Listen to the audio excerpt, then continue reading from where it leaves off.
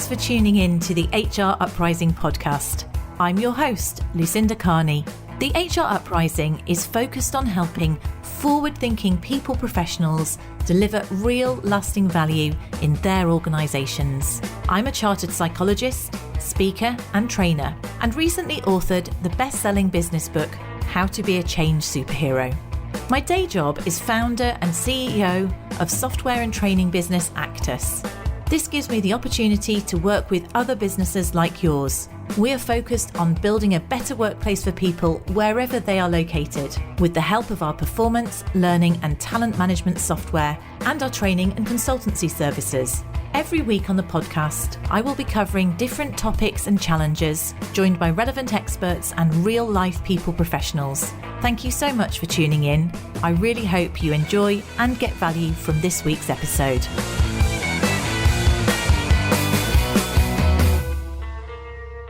Hello and welcome to this week's HR Uprising podcast. And I'm very grateful to Lindsey Caplan, who's coming to me all the way out from the west coast of America, up very early for me on a Monday morning.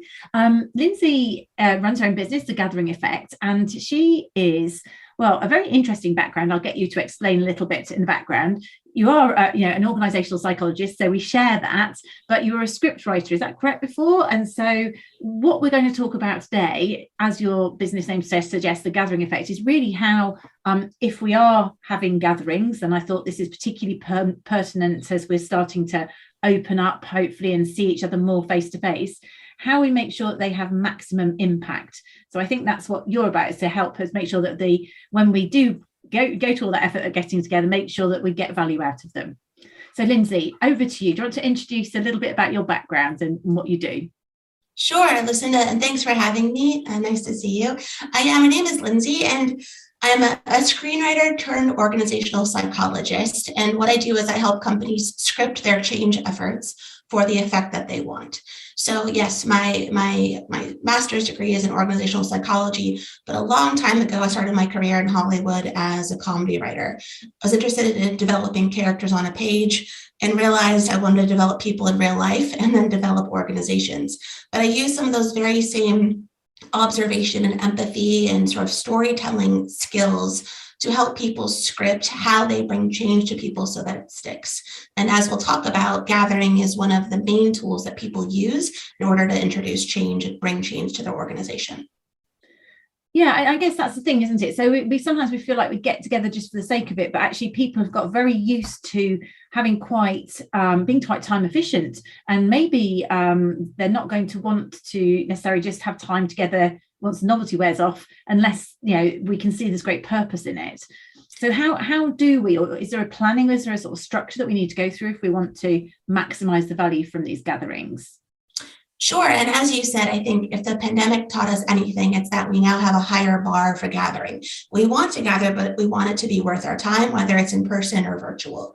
So let me just back up for a moment and give us a definition. So I define gathering as matching a message with a moment to create an effect. So less of a dinner party or a social, and more I'm bringing a piece of content to someone to produce an effect or a change in them. So in our organizations, it looks like all hands, town halls, conferences, webinars, workshops, offsites, etc.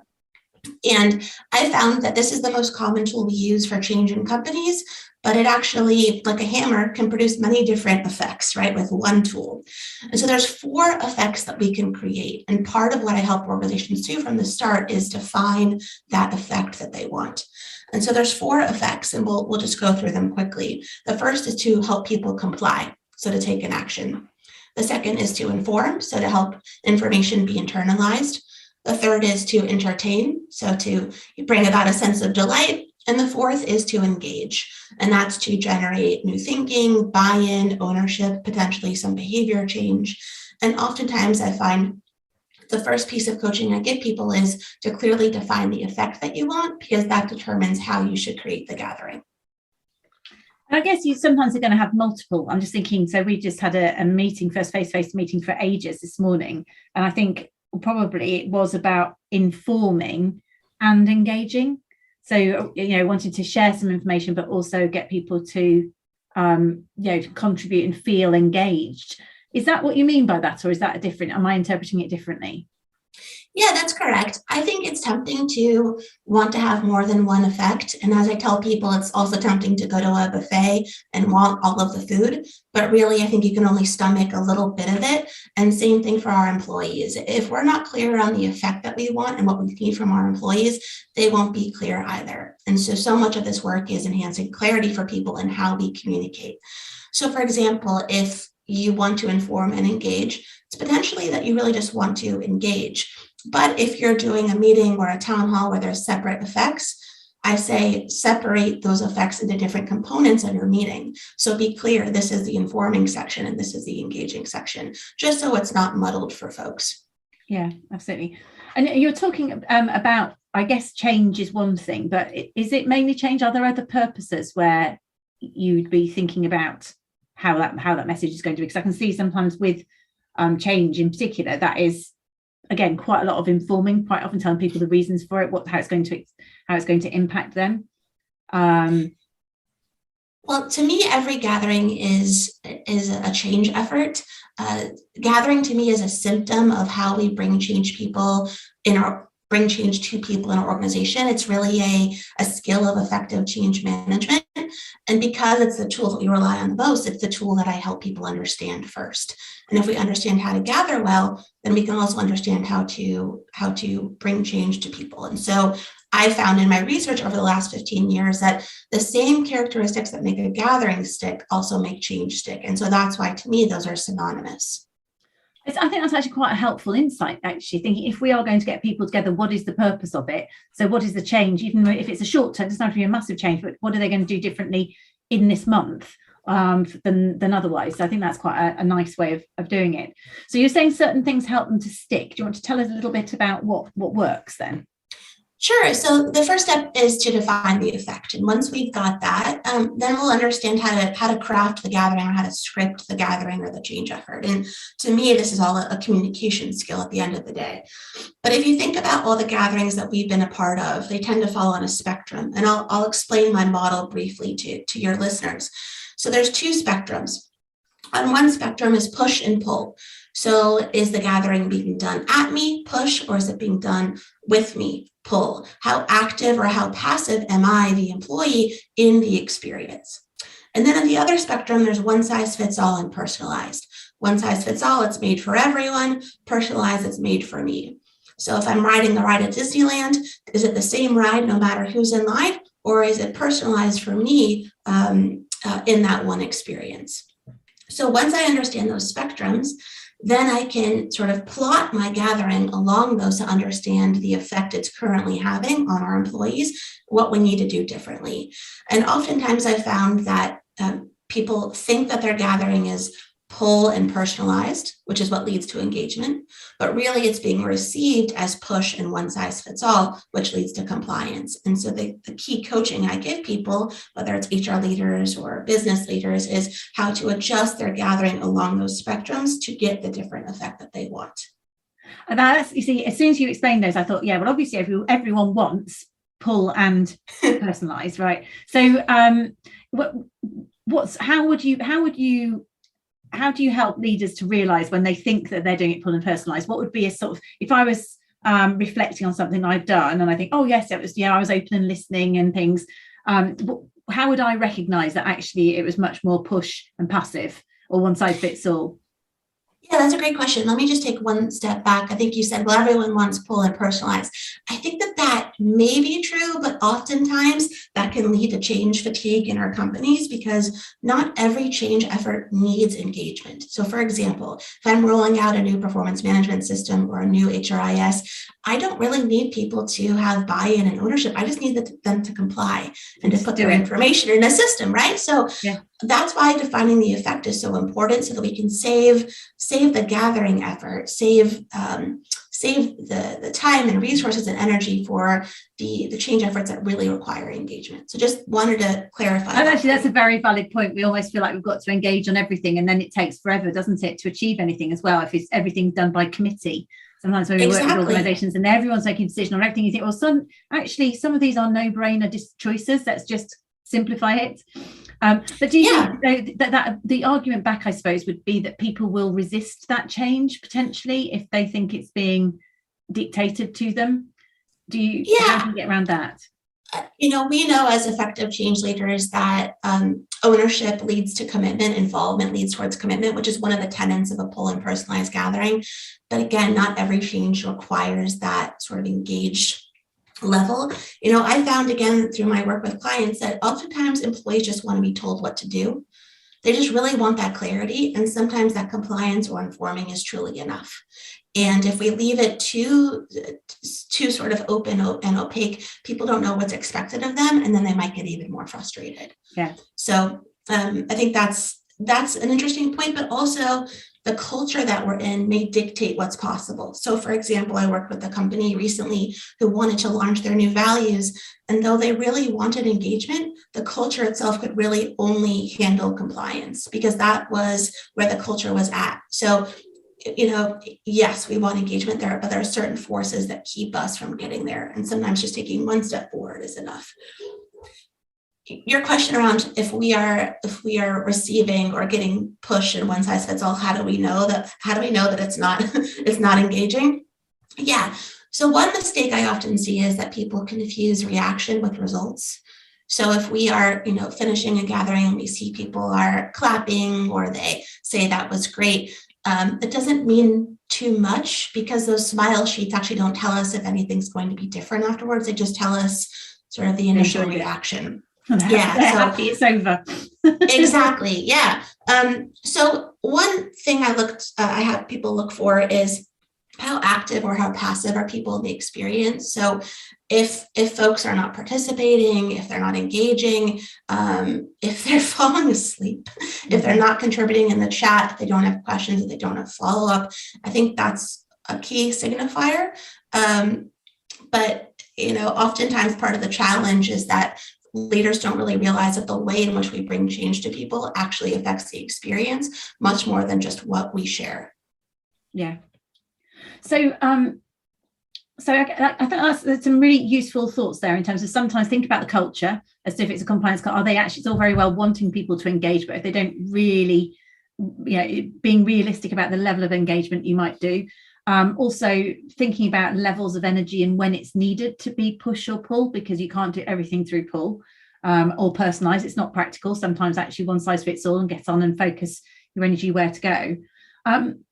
Back on the thing then about other giveaways where a leader thinks that they are pulling, but actually they're not really, there isn't, I don't know whether it's about trust. People think, they might ask a question, but no one responds. Is that about engagement or the fact that they don't think there's any point? Or is that a cultural thing? Is there anything that you'd point to there that people could do? Yeah. I think if people are asking questions and they're not getting responses, there's various reasons for that. One, yes, it might be trust and safety to people who don't feel comfortable to respond. That's certainly an indication. When I'm being asked to watch a gathering or coach people, I'm looking for 3 specific things. And I think this hopefully will help your listeners. I'm looking for framing. So I'm looking how we use our language to get buy-in. So for example, if I'm asking for questions and I say, any questions? And I sort of just leave it there directly. That's a lot different framing than saying, last week we heard some wonderful questions about X and Y. What questions do we have? I'd love to hear from 5 different people. That's a much different way to engage people and actually signal that you want their questions. So I'm looking for framing. I'm also looking for space. So not the physical space in the gathering, but actually how we help people absorb or retain information. So if I'm a leader and I'm just going through my slide deck as fast as possible, stuffing it with information, not giving people time to absorb it or retain it or debrief, that's probably a signal that they're not going to remember it or retain it because it's just so full cognitively that we can't absorb it. And then finally, I'm looking for structure, how we set expectations, how we get people from A to B. And I find, as an example, very few gatherings actually start by clarifying what we're going to walk away with. So there are signals to me of when it's very push, but underneath all of this, Lucinda, I believe reveals our mindset about change and our mindset about our employees. So for example, if I believe as a leader that my job is to give people the answer, that they need me, that I'm the hero, I will approach change very differently. My default probably will be push and one size fits all. However, if I believe that my employees are smart and capable and whole and they don't need me and they can figure out the answer and they are capable, I will approach change very differently, often pull and personalized. And that affects as well how I gather people and how I lead change. So underneath all of this, I believe reveals our mindset, which may hold us back from the behaviors that actually lead to engagement. So something about our intent and our sort of commitment, and whether we're faking it or whether we truly want to get the message over, that sincerity or authenticity is going to come through. Exactly. And I thought also the point about thinking about what people are going to walk away with, I think that's quite a good point too, that whole sort of begin with the end in mind type adage, isn't it? But quite often do we have meetings but don't necessarily think exactly what we want to, goes back to what is the change, what is the actual output of us spending that time together. And from my screenwriting background, you wouldn't start writing a movie unless you knew how it was going to end. So what do you want the character to know or do or feel by the end of this? And then what do we have to write or create in order for that to happen? That's the scripting. Is that what happens genuinely? It's funny, just a random aside. My daughter started rewatching Lost, and I don't know if anyone's ever remembered watched. I remember the first series of Lost, they thought it was brilliant, but I do feel like they didn't really know what was going to happen at the end because it completely loses it in the middle. I don't know if that's a Hollywood fact or not, but is that what happens when you're script writing? You do genuinely know because there must be a bit about you don't know how many seasons it's going to go for and stuff like that. But yes, correct. When I was a comedy writer, in the writer's room, you would break the whole season. So you would know where you want the characters to get to the end. And then you would design the whole season with that arc in mind. So yes, I think you need to have some semblance of where you want it to end up, but the details are what you figure out along the way. But it's season by season mainly. Yeah, because so much of this work is about motivation. So whether it's a character or an employee. And so if you know what people care about, what they want, what they need, then you write it or script it with that in mind. So that's some of the connection there in terms of really understanding people is key. So one thing then, staying with your background and your script writing, and the fact you talked about your 4 types of sort of reasons to engage: comply, inform, entertain and engage. Sorry. Entertain. What part does that have to play in the business world? Do you see it has any part, or if so, how could we do more of it? Yeah, that's a really good question. I think that oftentimes people confuse entertainment and engagement. So, we'll have a DJ at our town hall where we'll have a guest speaker that's super exciting and a big name. And those are useful for sure and definitely play an important part. However, they may not help the gathering stick or lead to any sort of meaningful change in the employee. And oftentimes we wonder why. The key difference between entertainment and engagement is emotional involvement. So if I don't feel anything or I don't feel connected to the content, it's going to have a short shelf life. So oftentimes what I help people do is really up that personalization, which is another word for emotional involvement, to get people to feel more connected. And let me just say, the thesis of all of this work, of all of my work, is that we don't change because of content. We change because of our connection to the content. And so my role is to help people connect more to this and to each other so that the change that we want really sticks. So I guess then what I would take from that is that entertainment isn't necessary from a business point of view. It is, unless it kind of steps through to engagement, it almost feels like you want to take it deeper than entertainment, make it less superficial. You need to be engaging too. But I suppose that's the case for all of those in many ways. Same with compliance. That doesn't last. That's not long-term change. Telling people something informing isn't long-term change. Really, engage is the only one that is going to get a long-term benefit, I would have thought. Right. That's right. Yeah. Okay, so that's helpful. So always thinking about what the purpose is of it, what you want people to actually walk away with. Think about how you can engage where it's appropriate, because obviously, again, that goes back to, I guess, engaging means you are pulling, you are getting people to talk back to you. It might be a bit more personalized. So you've got to be realistic about how frequently you can do it. What else? I mean, we touched on the fact that also the pandemic may have made us feel differently about gatherings for a variety of reasons. Would you say we should respond any different as we're communicating now with people in a gathering? Sure. Yeah. So I'd love to answer this, and then also maybe be helpful to give your listeners some concrete tips on how to pull and how to personalize. Brilliant. Yes. So in terms of the gathering in the pandemic, all of us can relate to Zoom fatigue for sure. And I think it was really easy to blame Zoom as the problem for that. However, behind every tool is a person choosing how to use it. So in some ways, I think it's not really fair to blame the technology, and we can learn these skills a bit better. The motto I tend to follow is you want to pull people together and push them apart. So if you're wondering, should I have a gathering? Is it worth my time? We're all tired of Zoom, etc. If what I want is engagement or to entertain, so pull, then it's worth bringing people together. So pull together. If I'm simply pushing information on people to inform or to comply, I can do that asynchronously. I can do that via email. I can do that via webcast. And that may not be worth the effort of bringing people together. Because like we talked about, I think there's a much higher bar for gathering than there used to be. So that's something that people can think about. In terms of specific moves that people could make or specific tactics that people can try to pull and personalize, I'll offer a couple here. And these are the same, whether it's virtual or in person. So I like to say that my work is channel agnostic or content agnostic. It works similarly across virtual, in person, or hybrid. So pull. The biggest difference between pull and push is how active or how passive are the employees.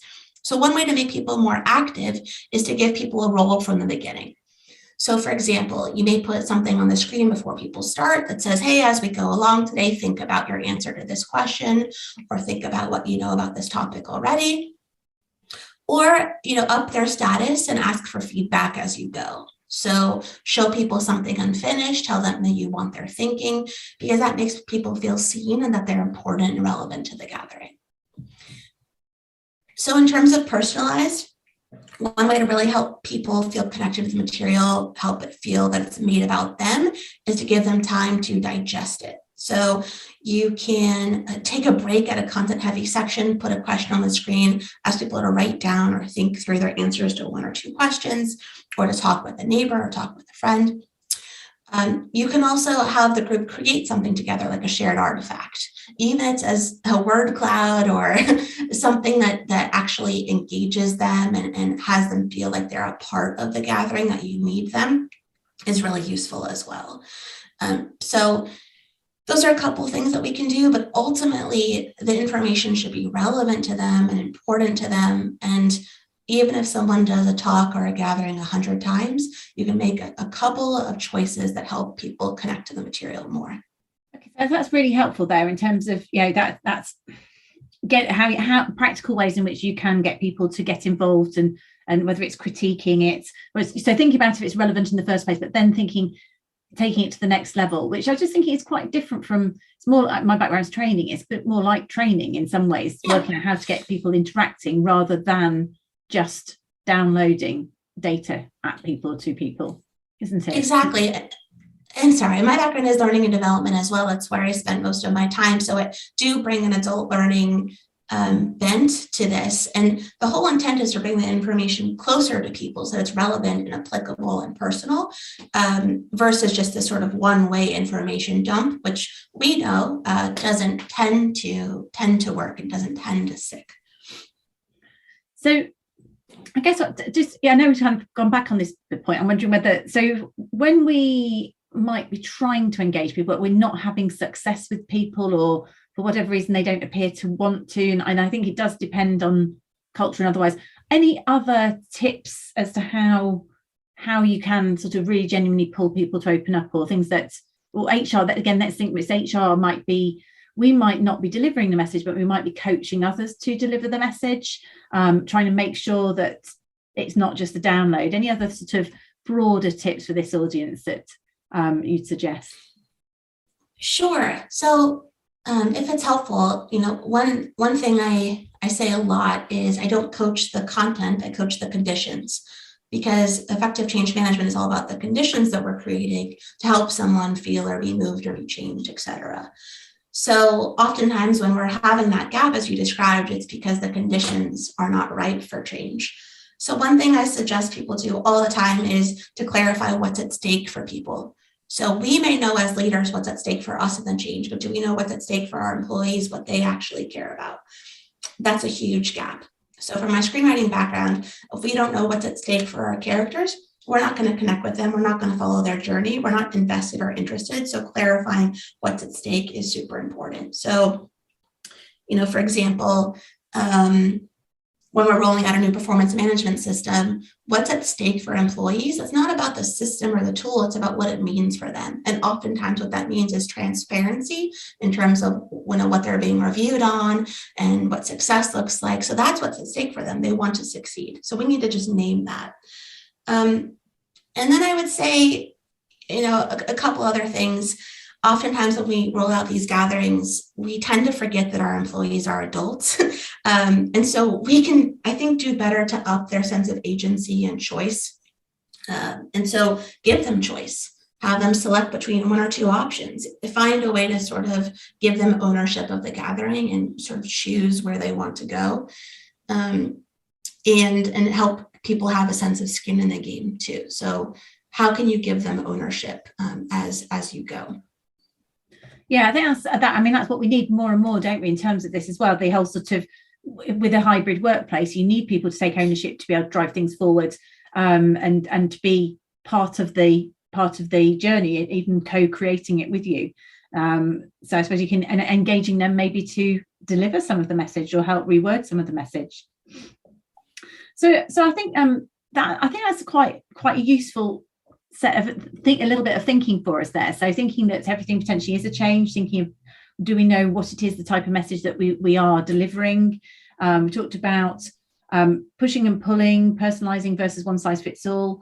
We've talked about framing it, thinking about being clear about what people will walk away with or want to walk away with. And also this whole sort of thing here, we were talking about making sure that it's really relevant to the audience. And that in itself, I think, is quite key, because it's quite easy to have a generic message. So maybe potentially, if you're having a gathering, do you have gatherings of different groups or different stakeholders that want to engage with the messaging in different ways or could contribute in different ways? Maybe even thinking about the order in which you're rolling something out. So I'm thinking at the moment, I'm working with a business and we're rolling something out, which it is management training, but actually we're starting with the most senior group because they can help form some of the messages. So we ask them about these certain things, and therefore we can take some of their message and then tweak that and take that forwards with the middle management group. So you're also helping them take it down there. Yeah, they feel like they are owners of it as well and helping to contribute. So that's a perfect example. Yeah, and it's really relevant as well to them then, because it's absolutely relevant to their culture as opposed to being a generic message. So I'm hoping that, I think there's some key points there that people can take away. I've just done to check in terms of your I suppose top tips for an HR professional. Of the ones that you've shared with us already, which would you say are the most important, or is there something else that you'd share which would be a top tip to take away for people? What's your view? Yeah, I would say just there's a lot of structure here that was shared. And oftentimes that helps us have a common language to describe why the change we want is sticking or why it isn't. I think oftentimes we don't know what language to use, like going to a car mechanic, we don't know how to describe that the car is broken. But if we give people the same language, then your employees can say something like, I needed more pull, I needed more personalization, et cetera. And then we can really have a more adept and mature understanding of change that everyone shares together. So that's why I try to bring this structure to organizations. My top tip really is that we tend to think about what change we want, what new values we want, what we want in our manager training, but we don't tend to think about how we're going to get people interested or motivated or engaged around it. And that is where people really need to spend their focus and their time. So that's why I help people do this work. And I think that is a blind spot that I would encourage people to examine. Yeah, that's a good tip, because you're absolutely right. We often think about what's the message we want to discuss. So we need to think about, okay, how is it going to go over? And some of that is about also the why, which you started with, which is what is the ultimate message we want people to take away from it, isn't it? So it is why, what, how, rather than just focusing on the what. So how is it? How are we going to get it? people engaged, position it in a way that's really going to be relevant, as opposed to just telling people. It's interesting. I saw a snippet on LinkedIn, or some sort of, it might have been Twitter actually, someone talking about if you're doing learning objectives or deliverables, it's not just thinking them about those being engaging, as opposed to just like people know or understand, which is quite a passive language. So how can we get things to be active and thinking actively what people will take away from that gathering or message? If they are going to potentially get on the train for the first time in months, it's got to feel like it's something that's got value and purpose, and making sure that the gatherings, the different types of gathering and the formats that we use, they all have different levels of value and what's appropriate to that message that we want to get over. So that's why face-to-face, I think, is more helpful generally for, like you say, whether it's asynchronous or otherwise. Certain things where you can have that to and fro chatting or conversing is different, whereas Zoom can be, or any other Teams, whatever it is, can be an incredibly effective way of communicating, but you get slightly different pros and cons from it. So it's choosing the best one. And in terms of the objectives, and this is another great example that you're giving, you share learning objectives and then say, hey, do you see anything here that's missing? Is there anything that we haven't discussed that you would like me to add? And that immediately gives people a sense of involvement, gives them choice, ownership, etc. So again, it's not changing the content considerably or redoing it every single time you have a gathering. That's not what I'm suggesting. It's just these small choices that help people feel seen and recognized and heard, and therefore connected. Yeah, that's a good one. Again, I do that on a webinar. I say, what do people, what's interested somebody about that webinar title? What is it they hope to get out of it? And therefore you can just adjust, you can just subtly adjust what you're covering or the angle which you're covering it and make it so much more relevant for people. Especially if people have signed up on purpose, they have a reason to attend. So unearth that, figure out what it is, because they want to tell you. Yeah, great. Lindsey, thank you so much. It's been great speaking with you this morning. So thank you so much for joining. If people want to get hold of you or link in with you, how would they find you? Sure. My website is gatheringeffect.com. You can also find me at lindseycaplan.com, and I would love to connect. And thank you so much, Lucinda. This has been wonderful. Brilliant. Thank you for joining, Lindsey. I really hope you found this week's episode useful and enjoyable. If you did, perhaps you could recommend us to a friend or colleague, or give us a review on your platform of choice. It really helps new listeners to find us. Now you can access links to any of the information mentioned in this show via the website www.hruprising.com. Further free resources are also available at www.actus.co.uk. There you can also find out more about our software and training solutions. Finally, why not join our LinkedIn group, the HR Uprising, to share ideas and collaborate with other like-minded people professionals. Thank you for listening to the HR Uprising podcast.